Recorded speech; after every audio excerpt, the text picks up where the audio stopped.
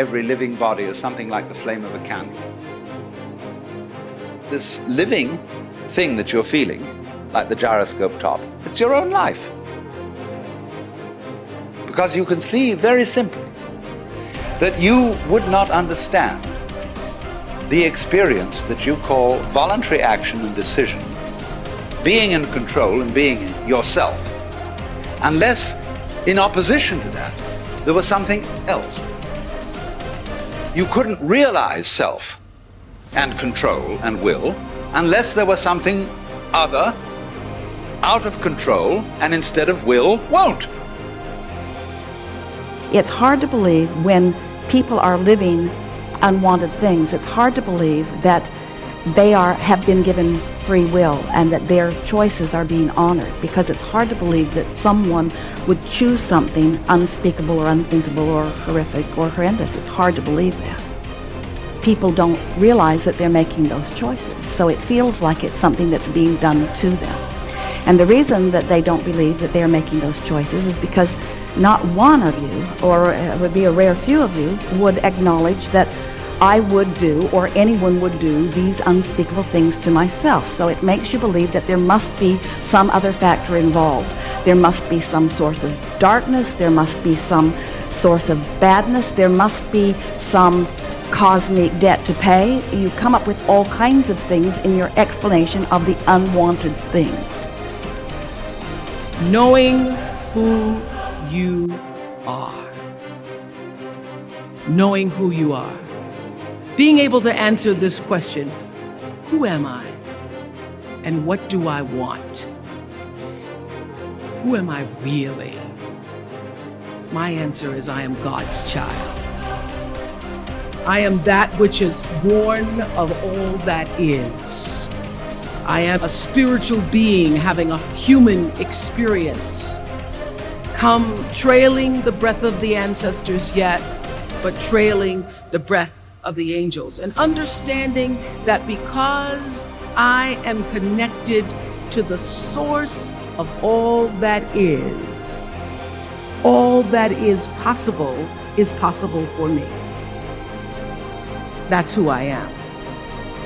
And that each and every one of us, when we close our mind to what is possible for us or what is possible for humanity, closes off the genius that resides and lives in each and every one of us. Having an open mind, it means opening yourself up to the potentiality and the possibility that anything and everything is possible. So having a mind that is open to everything and attached to nothing really means finding within ourselves the ability to get rid of a trait that I find so common in the contemporary world. And what do I want? I don't want to just be successful in the world. I don't want to just make a mark or have a legacy.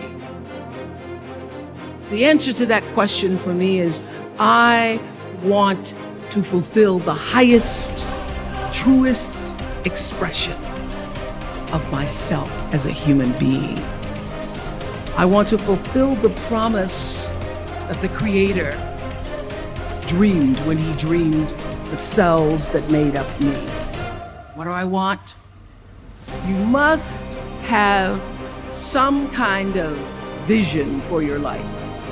Even if you don't know the plan, you have to have a direction in which you choose to go. What I've learned is that's a great metaphor for life. You want to be in the driver's seat of your own life, because if you're not, life will drive you.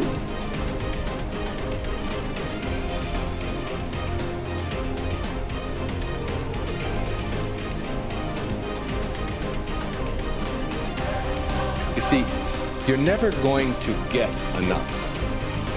You already are everything.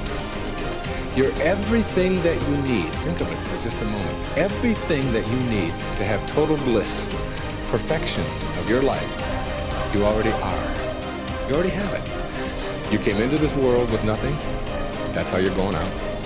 And the time that you have here, what you have is your uniqueness, your specialness, and you don't need anything else. Now think on this. If you don't know how to appreciate what you have and where you are in your life, you don't need anything else. Because if you do get something else, you won't know how to appreciate that either. You'll just want more. Or you'll want it to be different. Or you'll want it to be the way it used to be.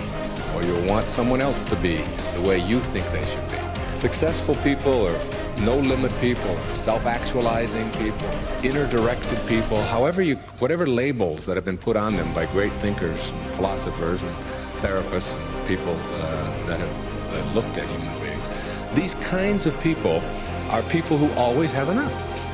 There are some people who can handle anything, not because their circumstances are different. You see, your circumstances have very little to do with your fulfillment in life. Very little. It's how you're approaching your circumstances. It's your attitude towards your circumstances that make all the difference in the world.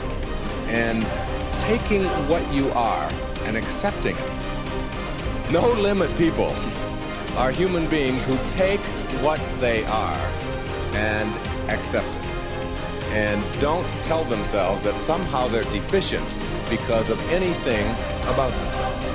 This is a very crucial concept for me and for virtually all of us. It's this idea of taking your life in your own hands and being the kind of person that you choose to be, and understanding that everything that comes your way is an opportunity, is a blessing.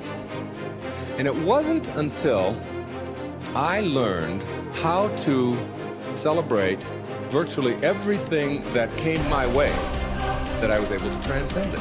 You see, everything that was given to us by God, whatever that is perfect. No one can deny the mountains are perfect and the rivers are perfect and the birds are perfect and the hippopotamuses are perfect and so on. This is just what was given to us. Everything else that you have on our planet, that we have on our planet, comes about as a result of thinking. Thought makes it so. You see, everything on our planet that is alive can never die. It can never die. Life doesn't die. It just transforms. It just moves on to new places, and new ways of being, And the way of being that is the most transcendent of all is this way that comes from seeing yourself as love and only having that to give away. Only having that to give away. Let's say I would stand up here in front of you and just visualize for a moment that I have an orange. And I take this orange and I squeeze it as hard as I can squeeze it. What's going to come out? Juice. What kind of juice? Orange juice. Apple juice? Any chance? Once in a while? Come on, now and then. A little mango juice come out of an orange once in a while? No mistakes, right? Never, no matter what. Next question. Everybody passes. These are easy, okay? Why, when you squeeze an orange, as hard as you can squeeze it, does orange juice come out? Because that's, not because it's an orange, because that's what's inside, isn't it? On our planet, when you squeeze something, what comes out of it is what's inside. Not too difficult, all right? Does it matter if your mother squeezes the orange? Does it matter what instrument she uses? Does it matter if you just had your period and then you squeeze an orange? Does it matter if your boss squeezes it? How about if your kids do it? Your kids squeeze an orange. Does it matter? Does it matter what time of day? Suppose they do it at noon, all right? How about at 4 in the morning? Does that matter? Whenever you squeeze an orange, the only thing you get out is what's inside, right? No argument. Same thing works for you. Same principle works for you. It's a principle of the universe, all right? Someone squeezes you. That is, someone puts pressure on you. Someone says things about you that you don't like. Someone puts tension on you, whatever. Your boss says something to you that you don't like. And out of you comes anger. And out of you comes hatred. And out of you comes fear. Or out of you comes stress. Or out of you comes tension. Why? Is it because of your boss and the way they squeeze you? Never. Is it because of your mother? I mean, she really can be a pain sometimes, right? Is it because of your children? No.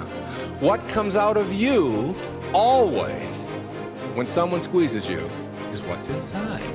This is the vital principle of being a no-limit person. It's so crucial to get this and understand that if you have any hatred in your heart for anyone in this world, or any anger or any fear or any of those things, it has nothing to do with the rest of the world. It only has to do with what you put inside. Now, how does what gets inside of you get there? That's the key. How does it get there? As you think. Only as you think. You see, there's no anger in the world. There's no stress in the world. There's no tension. It's perfect. We've already established. It's perfect place. It works just fine. It's all flowing the way it's supposed to flow. The evidence for it is. That's all the evidence you need. Just look around you. Everything out there is a miracle. Everything, including you. There are no mistakes.